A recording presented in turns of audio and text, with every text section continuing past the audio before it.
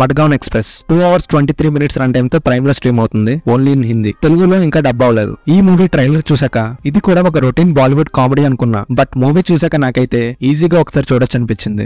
Goa gone, Delhi belly ఈ movies మీకు నచ్చితే ఈ మూవీ కూడా మిమ్మల్ని సాటిస్ఫై చేస్తుంది. రొటీన్ స్టోరీ అయినా కూడా ఎక్కడ బోర్ కొట్టకుండా స్టార్టింగ్ టు ఎండ్ బానే ఎంటర్టైన్ చేశారు. మెయిన్ గా ముగ్గురు ఫ్రెండ్స్ కాంబినేషన్ మధ్య వచ్చే సీన్స్ అన్ని హిలారియస్ గా వర్కౌట్ అయ్యాయి. మూవీ ప్లాట్ ఏంటంటే ఒక ముగ్గురు చైల్డ్హుడ్ ఫ్రెండ్స్ చిన్నప్పటి నుంచి గోవా ట్రిప్ ప్లాన్ చేస్తూ ఉంటారు. వాళ్ళు ఎప్పుడు ట్రిప్ ప్లాన్ చేసినా అది ఫెయిల్ అవుతూ ఉంటుంది. ఇదే టైంలో కొన్ని డేస్ కి వాళ్ళు దూరం అయిపోతారు. వాళ్ళు పెద్దయ్యాక ముగ్గురు ప్లాన్ చేసి గోవా వెళ్తారు. అక్కడికి వెళ్ళిన తర్వాత వాళ్ళు డ్రగ్ మాఫియాలో ఎలా ఇరుక్కున్నారు, లాస్ట్ కి ఎలా బయటపడ్డారు అనేది remaining part of the story. Movie start అవడంతోనే ముగ్గురు ఫ్రెండ్స్ మధ్య ఉన్న ఫ్రెండ్షిప్ బాండ్ ని, అలానే వాళ్ళు చేసే పన్ని థింగ్స్ ని చూపించారు. మెయిన్ గా దివ్యేందు రోల్ ఈ మూవీకి మెయిన్ ప్లస్ పాయింట్ అనాలి. మిడిల్ క్లాస్ జాబ్లెస్ అయిన దివ్యేందు తన ఇద్దరి ఫ్రెండ్స్ కి తను హై పొజిషన్ లో ఉన్నట్టు బిల్డప్ ఇచ్చే సీన్స్ అన్ని బాగా వర్కౌట్ అయ్యాయి. గోవాకి వెళ్లే ముందు, వెళ్ళిన తర్వాత వచ్చే సీన్స్ లో ఫన్ క్రేజీగా ఉంది. మూవీ ప్రోగ్రెస్ అయ్యే కొద్ది కొత్త క్యారెక్టర్స్ ఎంట్రీ ఇస్తూ ఉంటాయి. నోరా ఫతేహి ఇందులో తషాగా యాక్ట్ చేసింది. సాంగ్స్ అన్ని మిస్ప్లేస్ చేశారనిపించింది. నోరా ఉందని ఇక్కడ ఖచ్చితంగా సాంగ్ పెట్టాలని పెట్టినట్టు పెట్టారు. ముగ్గురు ఫ్రెండ్స్ లో మెయిన్ గా దివ్యేందు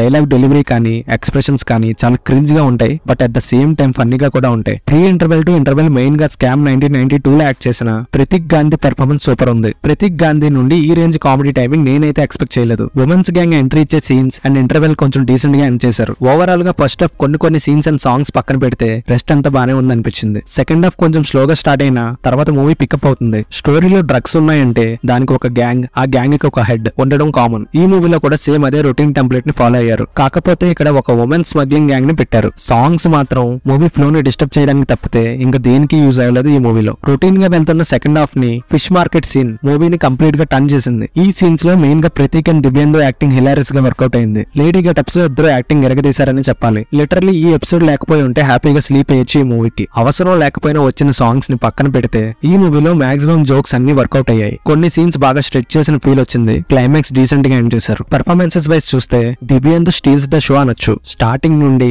తన comedy timing, dialogues and expressions తో మనల్ని కంప్లీట్ గా ఎంగేజ్ అయ్యేలా చేశాడు. ప్రతీక్ గాంధీ కూడా ఏ మాత్రం తగ్గలేదు. తనలో ఉన్న కామెడీ యాంగిల్ ని డిఫరెంట్ వేలో ప్రెజెంట్ చేశారు. ఈజీగా కనెక్ట్ అయ్యేలా తన క్యారెక్టర్ లో వచ్చే ఆ స్విచ్ ని బాగా హ్యాండిల్ చేశారు. Avinash Tiwari is okay. నోరాకి పెద్ద ఇంపార్టెన్స్ ఏం లేదు. అదర్ క్యాస్ట్ బానే చేశారు. Cinematography is okay. Editing and screenplay బానే ఉంది. యాక్టర్ అయిన కునాల్ కేము డైరెక్టర్ గా ఈ మూవీతో డెబ్యూట్ చేశారు. స్టోరీ ఓల్డ్ అయినా డిఫరెంట్ గా at the same time hilarious గా ప్రెజెంట్ చేయడంలో సక్సెస్ అయ్యారనే చెప్పాలి. ఫైనల్ గా మూవీ నా వరకు బానే ఉంది అనిపించింది. కొన్ని సీన్స్ అయితే హిలారియస్ గా వర్కౌట్ అయ్యాయి. నేనైతే రికమెండ్ చేస్తాను, డూ వాచ్ ఇట్. ఇంకా ఈ మూవీపై మీ ఒపీనియన్ ని కమెంట్ బాక్స్ లో కమెంట్ చేయండి. ఈ వీడియో కనుక మీకు నచ్చినట్టయితే please like, share and subscribe. Thank you.